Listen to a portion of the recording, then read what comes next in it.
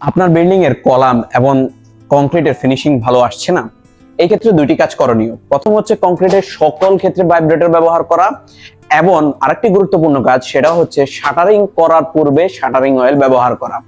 সাধারণত কংক্রিটের ফিনিশিং না আসার অন্যতম একটা কারণ হচ্ছে আমাদের শাটারিং এর সাথে আমাদের কংক্রিটের অনেকগুলো প্রলেপ লেগে যায়। তাই যখন আমরা এটাকে রিলিজ করি তখন এটার সাথে কংক্রিটের অনেক আবরণ চলে আসে, যার কারণে ফিনিশিং সুন্দর হয় না। এই ক্ষেত্রে শাটারিং অয়েল আমরা অনেকভাবে ব্যবহার করতে পারি। কলামের ক্ষেত্রে শাটারিং করার পূর্বে শাটারিং অয়েল ব্যবহার করতে হবে, এবং ছাদ দের সময় যখন আমরা শাটারিং করব রড বাইন্ডিং এর পূর্বে আমাদেরকে শাটারিং অয়েল ব্যবহার করতে হবে। শাটারিং অয়েল ব্যবহার করার অনেকগুলো সুবিধা আছে, তবে মুখ্য সুবিধাগুলো আমরা বলতেছি।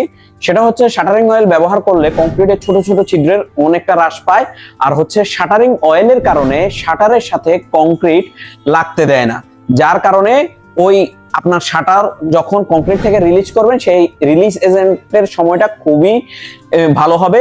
আর রিলিজ এজেন্ট ভালো হইলে আপনার শাটারিং যে কংক্রিটের যে ফিনিশিংটা থাকবে সেটা আরো বেশি মসৃণ হবে।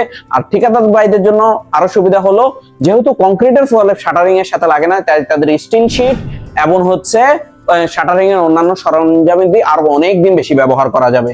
শাটারিং অয়েল অনেক ধরনের হয় এবং নামি দামি সকল ব্র্যান্ডের শাটারিং অয়েল আমাদের কাছে সবসময় পাবেন। তাই দরকার হলে নিচে দেখানো নাম্বারে যোগাযোগ করুন।